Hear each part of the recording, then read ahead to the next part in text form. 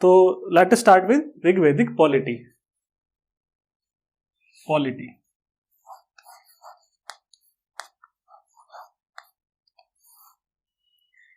जो ऋग्वेदिक पॉलिटी थी उसका सेंट्रल एलिमेंट था, उसका जो मेन एलिमेंट था वो था आपका rajan. This is the term used for raja in Rigveda. इनको हम ट्राइबल चीफ भी बोलेंगे। ट्राइबल चीफ क्यों? क्योंकि ऋग्वेदिक सोसाइटी आपकी ट्राइबल सोसाइटी थी। ठीक है। अब जब हम राजा के बारे में देखते हैं तो राजा की मतलब एक लेमन टर्म्स में एक हमारी क्या फीचर्स आती हैं कि राजा किस टाइप का राजा होता होगा। राजा के बारे में हम जब भी सोचते हैं तो हम सोचते होंगे राजा के बड़े बड़े महल होते हैं, बिग पैलेसेस।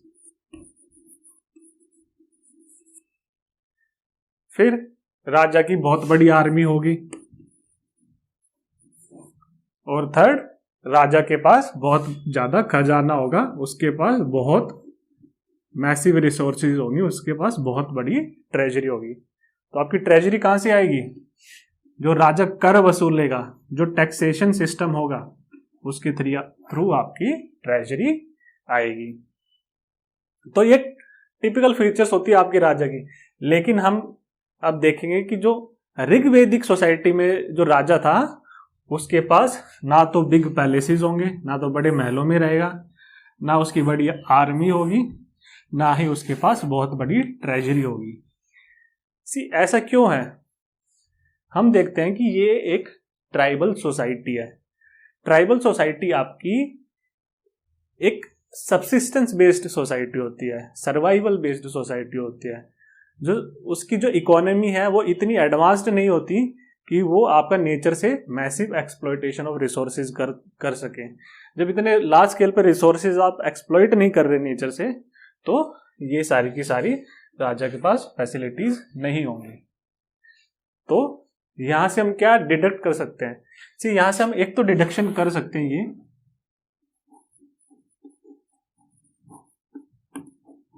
जब राजा के पास इतने बड़े स्केल पर रिसोर्सेज नहीं होंगे तो डोंट यू थिंक कि राजा की पावर कहीं ना कहीं तक लिमिटेड होगी। तो राजा वाज नॉट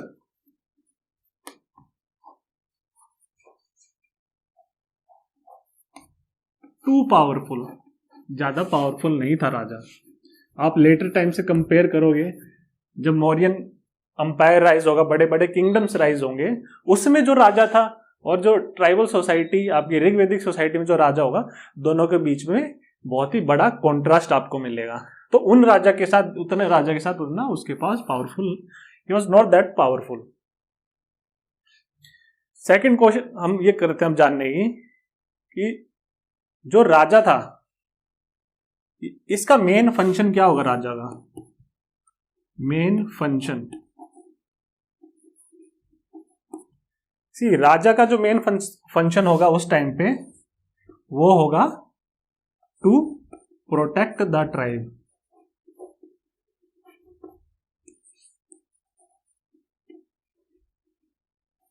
ठीक है, ट्राइब और उसके लोगों की रक्षा करना, सेफ्टी देना उनको। सेकंड, ना कि खाली सर्वाइवल, ना कि खाली प्रोटेक्शन ही उसका मेन फंक्शन होगा, साथ साथ अपना जो ट्राइब है उसकी जो प्रोस्पेरिटी है, प्रोस्पेरिटी को ऑग्यूमेंट करना, प्रोस्पेरिटी इंक्रीज करना।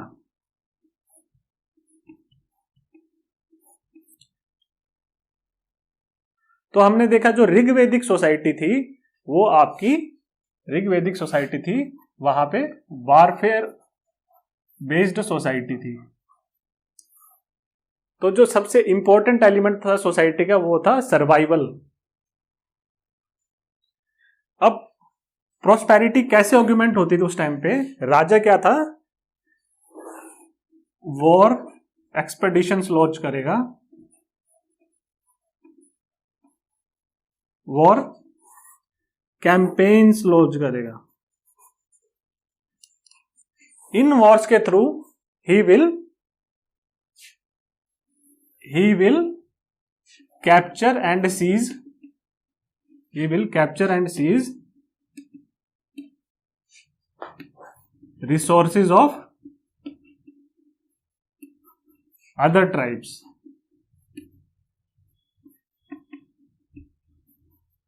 तो जो दूसरे जो ट्राइब्स हैं उनके रिसोर्सेज को वहां से वो सीज करके, और ये जो रिसोर्सेज है आपकी वेल्थ है, हम ऑलरेडी स्टडी कर चुके हैं कि ऋग्वेदिक सोसाइटी में wealth was determined in terms of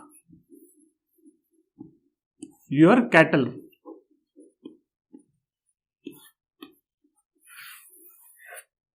तो ऑलरेडी हमने देखा जो वॉर्स होती थी, सी कैटल के पीछे लड़ाई होती थी, इसलिए जो वॉर्स होती थी उनको क्या बोला जाता है, वॉर्स को गविस्थी टर्म यूज किया गया वॉर्स के लिए।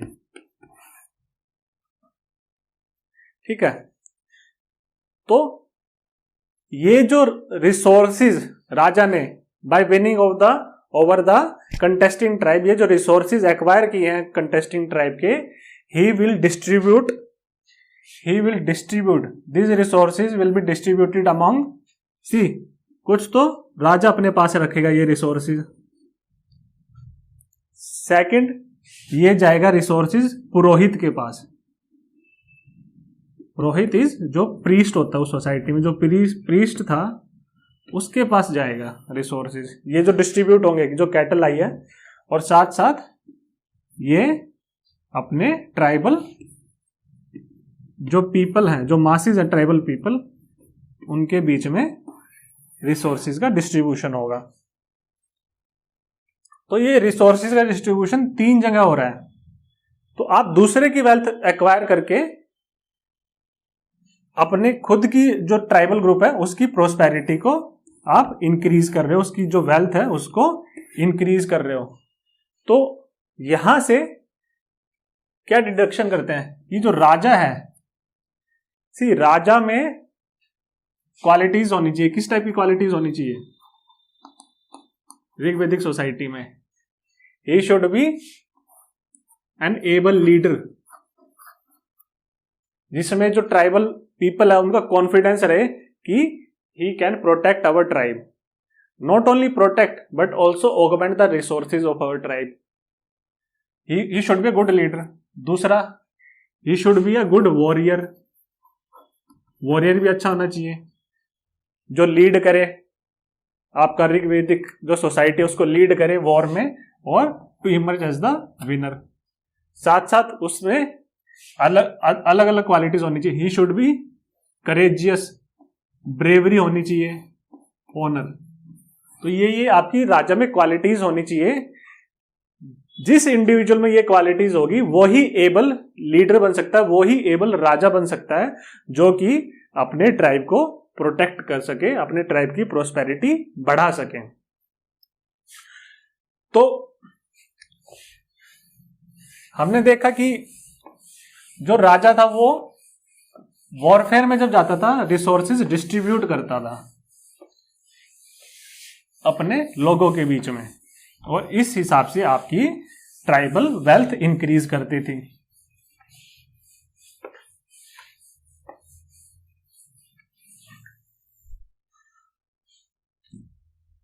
तो हम ये जानने की कोशिश करेंगे, क्या जो राजा का जो पोजीशन थी, ये जो पोजीशन थी, क्या ये हेरेडिटरी थी? हेरेडिटरी,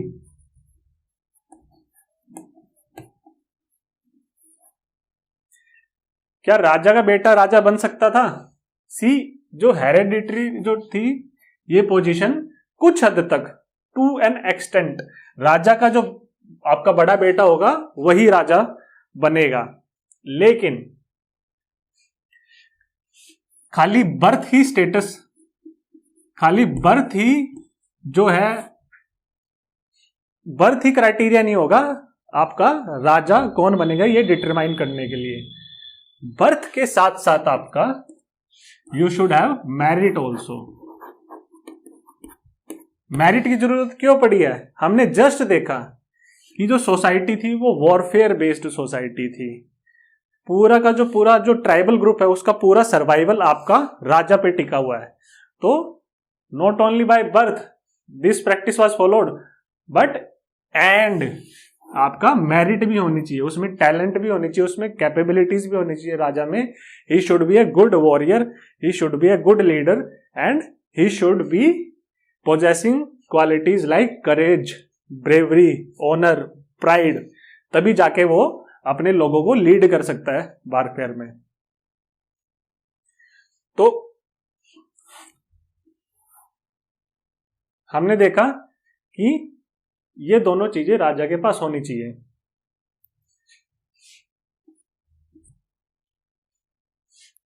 सी उस टाइम पे क्या था, raja was not all powerful. हमने जस्ट अभी देखा raja was not all powerful. Later kingdoms की तरह सारी पावर राजा में कॉन्सेंट्रेट नहीं थी। ये जो राजा था, ये जो मोनार्क था, he was not a monarch, क्योंकि जो पावर था, कंसंट्रेशन ऑफ पावर,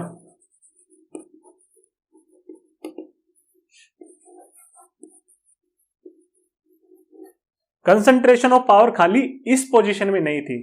ये पावर कहीं ना कहीं ट्राइबल सोसाइटी में डिफ्यूज्ड थी, डिस्पर्स्ड थी।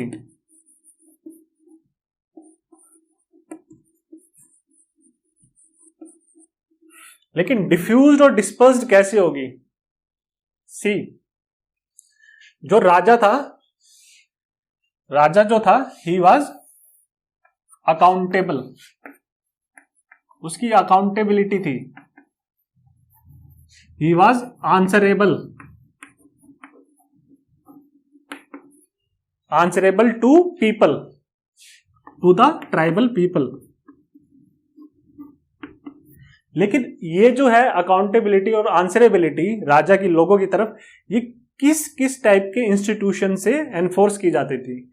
सी, उस टाइम पे कुछ डेमोक्रेटिक असेंबलीज होती थी, डेमोक्रेटिक असेंबलीज। और जो राजा था, ये जो असेंबलीज हैं, ये जो ग्रुप्स हैं, इनके प्रति अकाउंटेबल था। ये किस किस टाइप का आपकी असेंबलीज थी?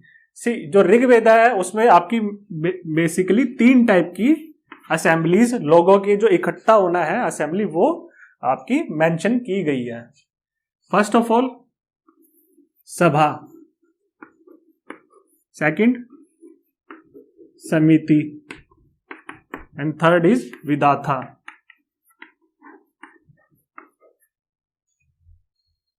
सी, जो सभा और समिति है, ये जो टर्म्स हैं, ये आपके इंटरचेंजेबली यूज किए गए हैं, इंटरचेंजेबली यूज किए गए हैं ऋग्वेदा में। मतलब इनके बीच में कुछ क्लियर डिस्टिंक्शन नहीं पता हमें कि क्या क्लियर डिफरेंसेस हैं, इनके बीच में क्या डिस्टिंक्शन रहेगी। ठीक है, दोनों को कभी ऋग्वेदा में सेम चीज के लिए सभा यूज किया हुआ वर्ड, कभी समिति यूज किया हुआ है, लेकिन कहीं ना कहीं हिस्टोरियंस ने इसको थोड़ा सा डिसाइफर करने की कोशिश की है। सी, हिस्टोरियंस बोलते हैं सभा जो है, शायद सभा जो है, इट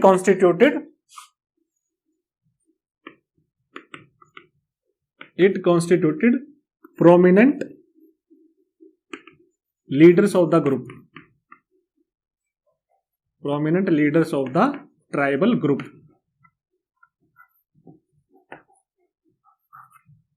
जो आपका जो ट्राइबल ग्रुप होगा, जो ट्राइब होगा, उसमें से कुछ कुछ प्रोमिनेंट लीडर्स होंगे, वो इस असेंबली में आपके पार्टिसिपेट करेंगे। तो ये कौन कौन से लीडर हो सकते हैं, प्रोमिनेंट लीडर्स कौन कौन हो सकते हैं? सी, एक तो होगा प्रीस्ट, चीफ प्रीस्ट जो रहेगा आपका इस ट्राइबल ग्रुप का। जैसे हमने देखा भरत क्लैन का जो चीफ प्रीस्ट थे वो थे वशिष्ठ। तो एक तो ये होगा। साथ साथ हम ये देखेंगे कि जो ट्राइब है वो मल्टीपल क्लैंस में डिवाइडेड होगा। तो ये जो क्लैंस है, clan is nothing but extended family. ये जो एक्सटेंडेड फैमिली जो है, इनके जो हेड होंगे, एक्सटेंडेड फैमिली के जो हेड होंगे, इनको बोला जाता है ग्रामीणी हम अभी जस्ट डील करेंगे इसके साथ इसी टॉपिक में, ग्रामीणी। तो ये भी होंगे इसमें, ये भी प्रोमिनेंट पर्सन्स होंगे, प्रोमिनेंट लीडर्स होंगे, ठीक है। साथ साथ सेनापति जो होगा आपका। तो ये जो इंपॉर्टेंट फंक्शनरीज हैं आपके, ये सभा कॉन्स्टिट्यूट करते हैं। समिति में क्या होगा, समिति जनरल रखा गया है आपका, जो ओवरऑल ट्राइबल मासेस जो थे, जो ट्राइबल पीपल इकट्ठे होते थे, उनकी जो गैदरिंग होती थी, ये इसके प्रति भी आपका राजा अकाउंटेबल था। विधाता क्या है, विधाता का फंक्शन जो है वो पॉलिटिकल फंक्शन नहीं है, इसका फंक्शन है रिलीजियस फंक्शन। Religious function.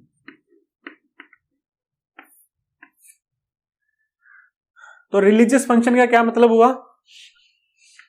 इसका मतलब यह हुआ कि उस टाइम पे जो वर्शिप की जाती थी वो क्या होता था कि पूरा का पूरा ट्राइब इकट्ठा होके गॉड्स को वर्शिप करता था। और ये जो कलेक्टिव वर्शिप की प्रैक्टिसेस होती थी, इसमें आपके जो मेन प्रीस्ट हैं, चीफ प्रीस्ट हैं, वो पूरी सोसाइटी को लीड करते थे, ट्राइबल सोसाइटी को। जैसे हमने देखा आज के टाइम पे कलेक्टिव वर्शिप हो गया आपका गणेश महोत्सव, दुर्गा पूजा, ठीक है। तो इस टाइप की जो प्रैक्टिसेस थी आपकी ऋग्वेदिक सोसाइटी में भी फॉलो होती थी। तो ये हो गया रिलीजियस फंक्शन आपका, ठीक है। तो ये जो असेंबली होगी फॉर रिलीजियस पर्पस, इसको बोलते हैं विधाता। अब इसमें हम देखेंगे कि टू, एक तो हो गया आपका सभा, दूसरा हो गया विधाता। ये जो असेंबलीज थी, ये दोनों जो थी आपका सभा और विधाता में आपकी वुमेन भी पार्टिसिपेट करती थी, ठीक है। तो यहां से क्या कंक्लूड कर सकते हैं कि वुमेन को भी कहीं ना कहीं एक अच्छा स्टेटस दिया गया है ऋग्वेदिक सोसाइटी में। जो कंडीशंस और status of women we will study later on when we will study about the Rigvedic society, ठीक है। तो राजा की अकाउंटेबिलिटी होगी, राजा की आंसरेबिलिटी होगी। तो यहां पे आपकी पावर डिफ्यूज्ड होगी ना, पावर डिस्पर्स्ड होगी, इसलिए raja was not all that powerful when we will compare him to the later rajas, as we will encounter when we will study about the big kingdoms, the rise of mahajanapadas, ठीक है। तो ये जो accountability ensure करना, ये भी बहुत ही इंपॉर्टेंट था, because the very survival of the group, very survival of the tribal group depends on the merit and leadership of the raja. इसलिए हमने बोला कि राजा आपका सेंट्रल एलिमेंट होगा, कोर एलिमेंट होगा, मेन एलिमेंट होगा ऋग्वेदिक सोसाइटी का, ठीक है। समिति हमने बोला, जैसे समिति बोला ट्राइबल मासीज का एक समूह था, ये भी पॉलिटिकल और इसका एडमिनिस्ट्रेटिव फंक्शन था। तो समिति को आप कहीं ना कहीं कंपेयर कर सकते हो मॉडर्न ग्राम सभा से।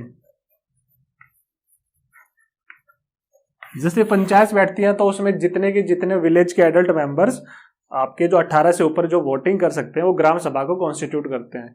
तो ये जो है आपके जो पीपल हैं, ये आपके एक्सट्रैक्ट करते हैं अकाउंटेबिलिटी फ्रॉम द पंचायत सचिव, पंचायत चीफ से, आपके सरपंच से आपकी अकाउंटेबिलिटी एक्सट्रैक्ट करते हैं। तो सेम जो है आपका पॉलिटी, इस तरीके से आपका एडमिनिस्ट्रेशन हो रहा है, ठीक है। अब हम स्टडी करेंगे कि राजा को असिस्ट करने के लिए कौन कौन से इंपॉर्टेंट फंक्शनरीज थे। राजा का भी उस टाइम पे एक कैबिनेट होगा, एक काउंसिल ऑफ मिनिस्टर्स होगा। जैसे आप अभी पढ़ते हो कि पीएम का काउंसिल ऑफ मिनिस्टर्स होता है, कैबिनेट होता है जो कि पीएम को अपनी जो है रिस्पॉन्सिबिलिटीज निभाने में उसको हेल्प करता है। तो राजा का कैबिनेट और काउंसिल कैसा था उस टाइम पे, वो जानने की कोशिश करते हैं। राजा को असिस्ट करने के लिए आपके एक तो होंगे चीफ प्रीस्ट, जो आपके पुरोहित बोला जाता है, जिनको पुरोहित और चीफ प्रीस्ट। जैसे हमने देखा कि बैटल ऑफ 10 किंग्स में देखा, जब सुदास थे, भरत क्लैन के सुदास थे, जिनको भरत क्लैन का कौन सपोर्ट कर रहा था, कौन सा प्रीस्ट सपोर्ट कर रहा था? भरत क्लैन को आपको जो प्रीस्ट सपोर्ट कर रहे थे वो आपके थे वशिष्ठ। तो ऐसे ही पुरोहित होगा। तो पुरोहित का इंपॉर्टेंट फंक्शन क्या होगा? पुरोहित जो है, ही विल, पुरोहित और priest represents someone who has intellectual acumen, जिनके पास इंटेलेक्चुअल एक्यूमेन है।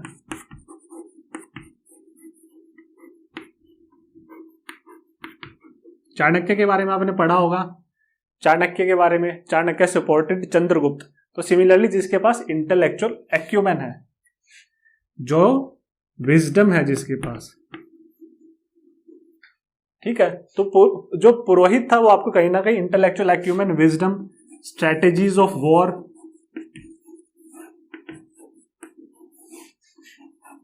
क्या क्या स्ट्रेटेजीज अपनानी है, इन सब में आपका किंग को मदद करेगा। राजा आपका हो गया क्षत्रिय, क्षत्रिय रिप्रेजेंट्स वॉरियर, फाइटिंग कैपेबिलिटीज। तो इनको कॉम्प्लीमेंट करने के लिए एक ग्रेट माइंड भी होना चाहिए।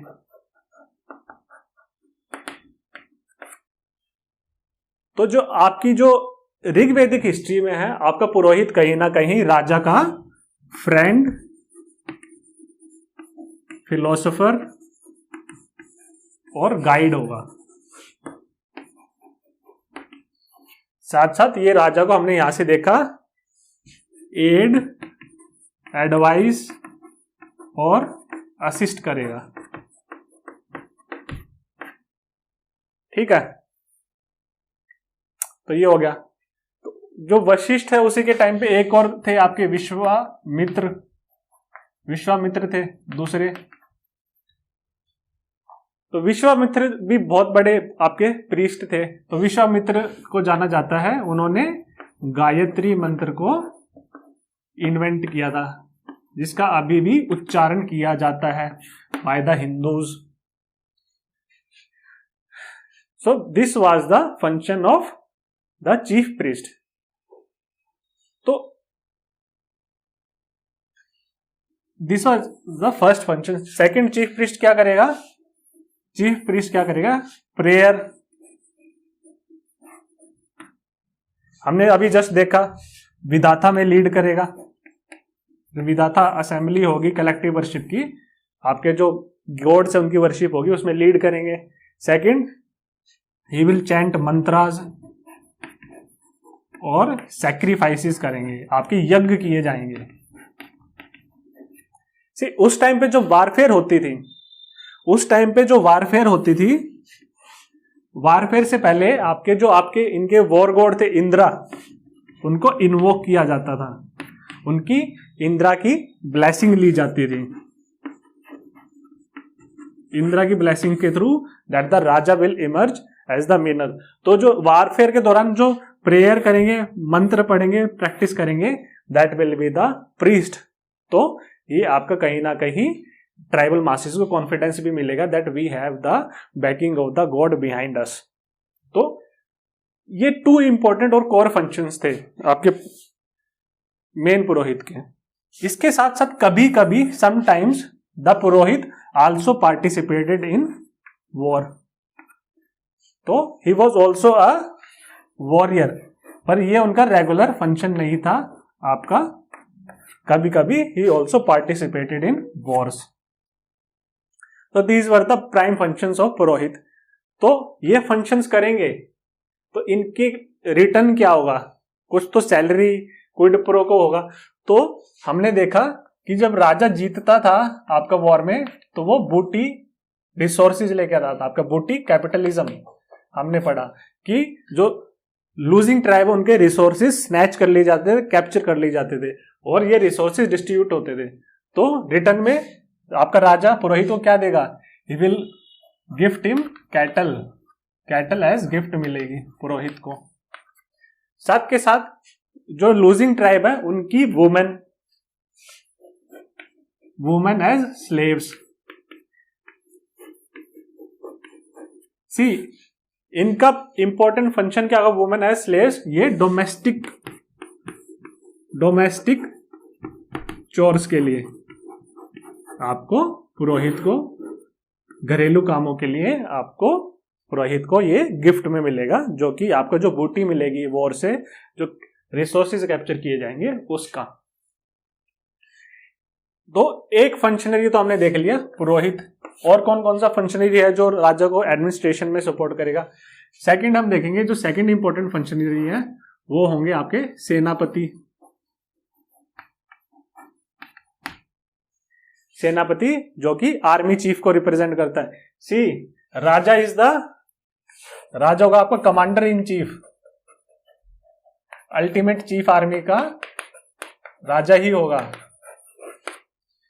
सेनापति एक्टिंग चीफ होगा आपका आर्मी का। इनके ऊपर भी आपके राजा है, ठीक है। अब हम ये जानने की कोशिश करते हैं कि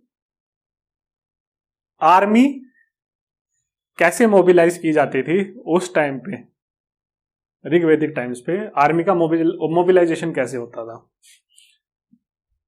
एक कंसेप्ट हमने ऑलरेडी पढ़ चुके हैं कि उस टाइम पे बहुत ज्यादा रिसोर्सेज नहीं थे राजा के पास, लिमिटेड रिसोर्सेज हुआ करते थे, क्योंकि आपकी ट्राइबल सोसाइटी है और ट्राइबल सोसाइटी प्रिमिटिव सोसाइटी होती है।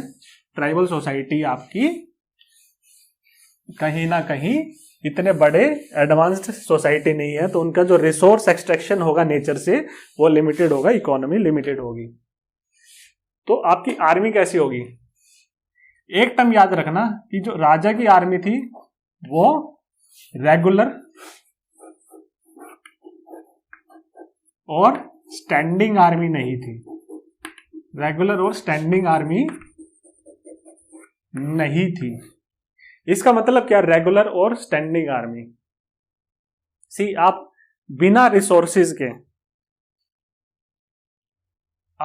रिसोर्सेज के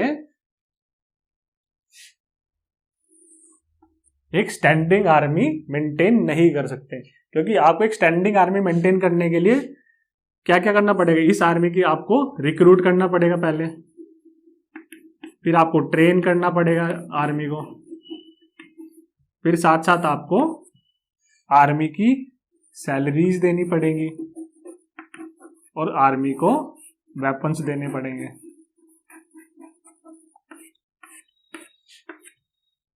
तो क्या आपको लगता है कि उस टाइम पे इतने रिसोर्सेज रहे होंगे कि राजा अपनी स्टैंडिंग आर्मी मेंटेन कर सकता है? नहीं कर सकता। तो कोई राजा के पास रेगुलर स्टैंडिंग प्रोफेशनल आर्मी नहीं थी जिसका खाली एक ही काम हो, that is to participate in war. नहीं थी सोल्जर्स राजा के पास। Raja did not have any soldiers, ठीक है। तो फिर वारफेयर कैसे होगा? वारफेयर में कैसे रिप्रेजेंटेशन होगा? उस टाइम पे आर्मी का मोबिलाइज की जाती थी, आर्मी को मोबिलाइज किया जाता था। आर्मी को मोबिलाइज कैसे किया जाएगा? उस टाइम पे क्या था कि आपके जो फैमिली थी, फैमिली सिस्टम आपका जॉइंट फैमिली सिस्टम था। उस टाइम पे एक्सटेंडेड फैमिली हुआ करती थी।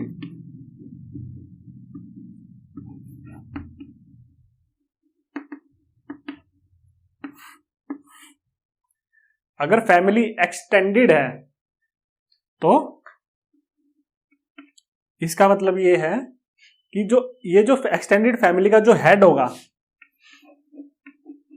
जिसको पैट्रियार्क भी बोलते हैं, पैट्रियार्क ऑफ द फैमिली, जो सबसे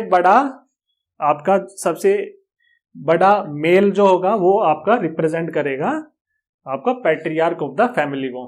तो ऐसी जो ऋग्वैदिक सोसाइटी थी वो मल्टीपल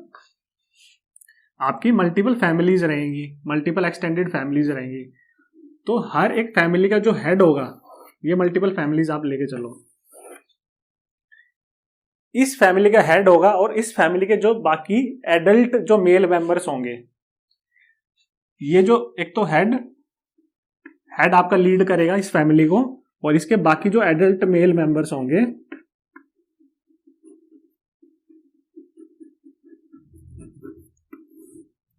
वो वॉर के टाइम पे उनको मोबिलाइज किया जाएगा। वॉर के टाइम पे उनका मोबिलाइजेशन होगा। ठीक है, तो ये जो है आपका, ये जो फैमिली का हेड है, इसको हम बोलेंगे ग्रामीणी। तो आपकी जो सबसे फंडामेंटल बेसिक और फंडामेंटल फाइटिंग यूनिट क्या रहेगी आपकी? फंडामेंटल फाइटिंग ट्राइबल यूनिट क्या होगी? वो आपकी होगी ग्रामीणी। ठीक है, जो कि आपके इनको रिप्रेजेंट करता है। तो ये अलग अलग फैमिलीज के अलग अलग पैट्रियार्क जो लीड करेंगे मेल मेंबर्स, आपके अलग अलग ये वॉर के टाइम पे आपका क्या हो जाएगा? They will be mobilised. तो जब हमने पढ़ा कि कौन कौन से प्रोमिनेंट लीडर्स थे आपके, कौन कौन से प्रोमिनेंट लीडर्स थे जो कि सभा का पार्ट थे, तो उसमें हमने देखा कि ग्रामीणी एक थे। ग्रामीणी एक टर्म हमने यूज की, तो ग्रामीणी आपके इंपॉर्टेंट लीडर्स थे। तो ये मल्टीपल लीडर्स आपके जो आपके पैट्रियार्क्स होंगे, ये सभा जो है उनका पार्ट होंगे। तो आपका यहां पे मोबिलाइजेशन हो गया। ठीक है, दूसरा हम ये देखेंगे कि जो ग्रामीणी, हमने देखा कि जो आपकी जो ट्राइबल सोसाइटी थी वो आपकी कंटिन्यूअसली माइग्रेटिंग थी। It was continuously on the move because वो पेस्टोरलिज्म प्रैक्टिस करते थे। दे वर कैटल हर्डर्स। तो जब ये जो ग्रामीणी है, जब ये यूनिट्स हैं, जब ये सेटल हो जाएंगी, एक जगह सेटल हो जाएंगी, तो यहां से आपका राइज होगा विलेजेस का, और यहीं से आपकी टर्म आएगी ग्राम।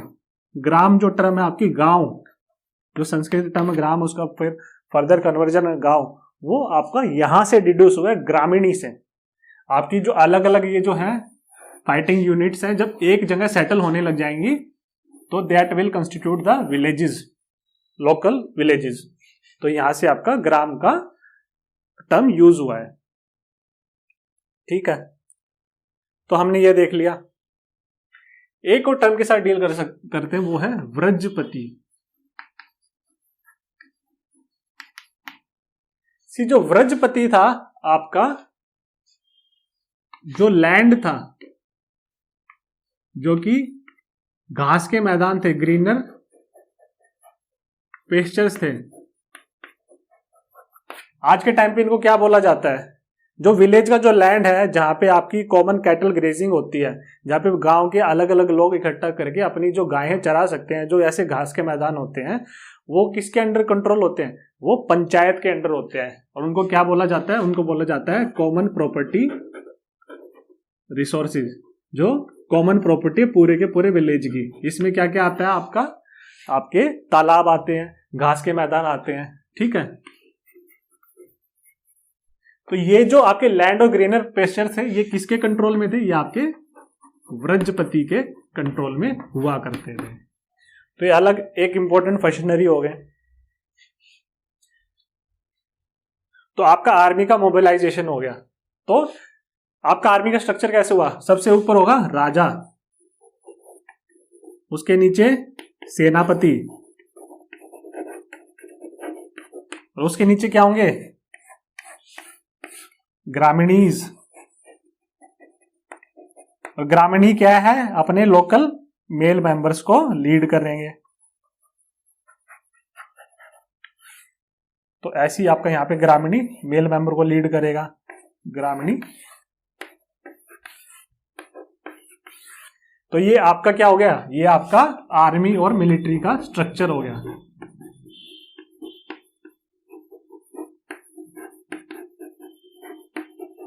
ऋग्वैदिक टाइम्स में। ठीक है, अब हम फाइनली कंक्लूड करेंगे पॉलिटी के टॉपिक्स को एक और एनालिसिस करके।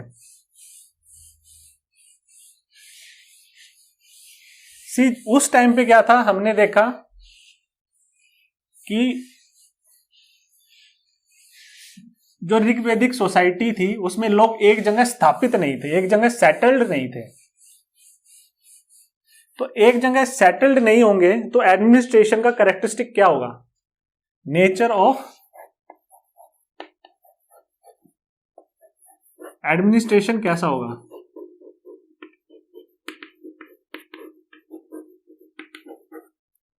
उस टाइम पे नेचर ऑफ एडमिनिस्ट्रेशन आपका सिविक एडमिनिस्ट्रेशन नहीं हुआ होगा, सिविक और टेरिटोरियल एडमिनिस्ट्रेशन नहीं होगा। क्यों नहीं होगा, क्योंकि आप जब एक जगह सेटल्ड नहीं हो तो बिजली, सड़क, पानी, जो कॉमन यूटिलिटीज हैं उनके प्रोविजन का तो कोई आपका मतलब बनता ही नहीं है। सेकंड, अलग जो और क्या होगा, उस टाइम पे विलेजेस को एग्रीकल्चर के लिए इरिगेशन प्रोवाइड करना, ये भी आपका मेन कंसर्न नहीं होगा। तो आपका जो एडमिनिस्ट्रेशन कहीं ना कहीं होगा driven by survival, driven by warfare. तो आपका एडमिनिस्ट्रेशन का कैरेक्टरिस्टिक क्या होगा, आपका जो एडमिनिस्ट्रेशन का कैरेक्टरिस्टिक्स होगा वो होगा आपका मिलिट्री एडमिनिस्ट्रेशन। और जस्ट हमने अभी मिलिट्री एडमिनिस्ट्रेशन ऑलरेडी पढ़ चुके हैं जब आपका मिलिट्री और आर्मी स्ट्रक्चर देखने की कोशिश की आर्यंस की। आर्मी स्ट्रक्चर जब हमने देखा, मिलिट्री स्ट्रक्चर जब हमने देखा ऋग्वैदिक सोसाइटी में, तो हमने कहीं ना कहीं आपका उनका मिलिट्री एडमिनिस्ट्रेशन पढ़ लिया है। तो राजा के पास रिसोर्सेज नहीं थे, रिसोर्सेज नहीं थे राजा के पास। तो राजा का खाली एक ही फंक्शन था, that was warfare and administration. तो राजा का सर्वाइवल कैसे होगा, राजा के पास रिसोर्सेज कैसे आएंगे सर्वाइवल के लिए। एक तो हमने देखा कि जो बूटी आई, जो वॉरफेयर बूटी आई, जो कैटल आई, वो राजा अपने पर्सनल यूज के लिए कैटल को रख लेगा। दूसरा हम ये देखेंगे कि उस टाइम पे कोई परमानेंट टैक्सेशन सिस्टम नहीं था, ये आपका टैक्सेशन उस टाइम पे नहीं था। तो राजा के सर्वाइवल के लिए कैसे, कहां से आपका रिसोर्सेज कहां से आएंगे। तो जो ट्राइबल मासेस थे, जो ट्राइबल पीपल थे उस टाइम पे, as they were thankful to the raja. Why were they thankful to the raja? Because he ensured the survival of the tribal group as well as augmented the prosperity of the group by distributing the booty that was captured during the warfare. तो tribal people as they were thankful, वो क्या थे, अपना खुद का दान करते थे राजा के लिए। इसको बोले जाते हैं बलि और ऑफरिंग्स। वॉलंटरी ऑफरिंग्स होती थी, ये वॉलंटरी था, ये कंपलसरी नहीं था, जिसको जितना देना वो दे सकता था। ठीक है, तो यहां से आपका राजा का काम चल जाता था।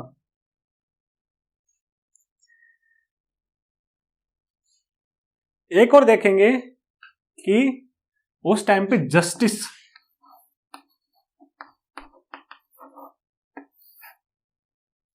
राजा का परम कर्तव्य रहता है न्याय देना, जस्टिस करना।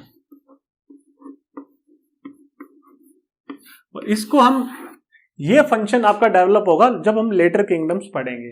अभी तक ये इतना बड़े स्केल पे आपका ट्राइबल सोसाइटी में डेवलप नहीं होगा, क्योंकि ट्राइबल सोसाइटी बहुत ही सिंपल सोसाइटी होती है। तो यहां पे जस्टिस कैसे होता था,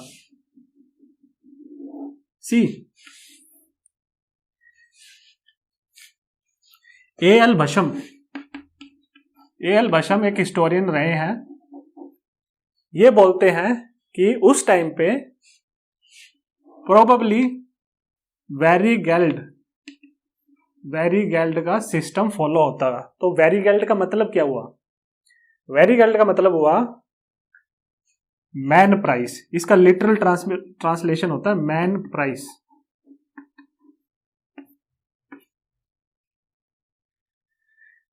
एल वशम बोलते हैं कि उस टाइम पे probably this is just a speculation, it is not a concrete theory, कि प्रोबेबली मैन प्राइस का सिस्टम फॉलो होता होगा। फॉर एग्जाम्पल, किसी ने एक पर्टिकुलर फैमिली के मेंबर का मर्डर कर दिया, तो उस फैमिली को जस्टिस कैसे मिलेगा?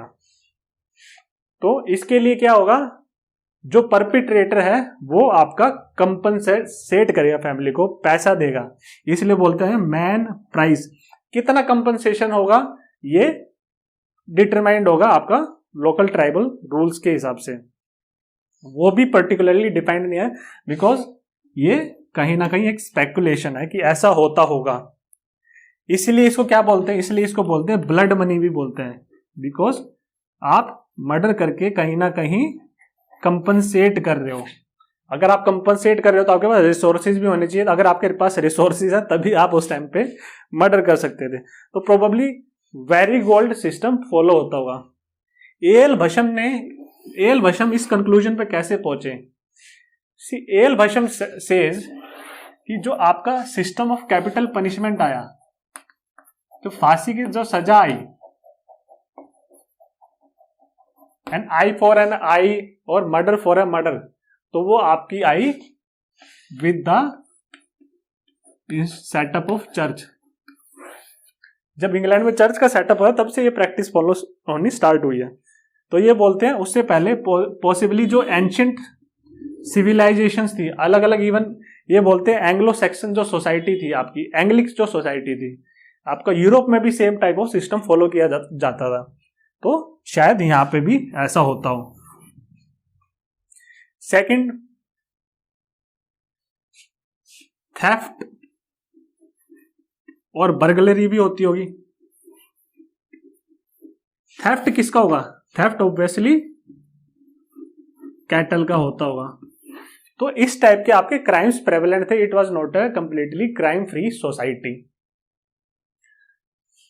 थेफ्ट और बर्गलरी की क्या सजा होगी, क्या पनिशमेंट होगी, that we do not know for sure, because हमें कोई टेक्स्ट से इसकी इंफॉर्मेशन हम डिराइव नहीं कर पाए हैं। ठीक है, अब लास्ट ये है कि इन जो एक्टिविटीज हैं, थेफ्ट है, इसको चेक में रखने के लिए आपका वहां पे स्पाइस को भी एम्प्लॉयज किया गया। स्पाइस सिस्टम भी आपका ट्राइबल सोसाइटी में ये यूज हुआ है। तो उस टाइम पे स्पाइस को क्या बोला जाता था? आपका जो ऋग्वेदिक टर्म है जो दिया गया ऋग्वेदा में यूज है वो है स्पासा। ये आपका स्पाइस के लिए टर्म था उस टाइम पे। तो हम ऑलरेडी आपका ऋग्वेदिक पॉलिटी को और एडमिनिस्ट्रेशन कैसा था, उसकी अलग अलग फीचर्स क्या थी, वो ऑलरेडी कवर कर चुके हैं। सी, आपका टैक्सेशन तो था ही नहीं, आपका सिविक एडमिनिस्ट्रेशन भी नहीं था, क्योंकि आपकी society was continuously on the move. तो आपका मेन एलिमेंट एडमिनिस्ट्रेशन का क्या था? That is military administration. तो पूरा मिलिट्री स्ट्रक्चर हम पढ़ चुके हैं। साथ साथ हमने ये देखने की कोशिश की कि कौन कौन से डेमोक्रेटिक इंस्टीट्यूशन थे आपके। सभा थे, समिति थी, विधाता थे। फिर हमने देखा कि जो आपकी सभा और विधाता में वुमेन भी पार्टिसिपेट करती थी, तो वुमेन का भी स्टेटस कहीं ना कहीं अच्छा रहा होगा। फिर लास्ट में हमने देखा कि जस्टिस के लिए भी एक सिस्टम वहां पे डिवाइज्ड था। लास्ट में हमने देखा कि ये जो गवर्नेंस करनी है, जो एडमिनिस्ट्रेशन करनी है, इनके लिए आपका राजा को सपोर्ट करने के लिए एक टाइप ऑफ, एक बड़ा ही एलिमेंट्री टाइप का कैबिनेट था। फिफ्थ एलिमेंट हमने देखा कि कहीं ना कहीं ये जो ऋग्वेदिक सोसाइटी थी ये डेमोक्रेटिक इन नेचर थी, बिकॉज आपका पावर खाली राजा की पोजीशन में कंसंट्रेटेड नहीं थी, पावर आपकी डिस्पर्स्ड थी, डिफ्यूज्ड थी, और इसीलिए आपके डेमोक्रेटिक इंस्टीट्यूशंस लाइक सभा समिति का भी वहां पे प्रैक्टिसेस फॉलो होती थी।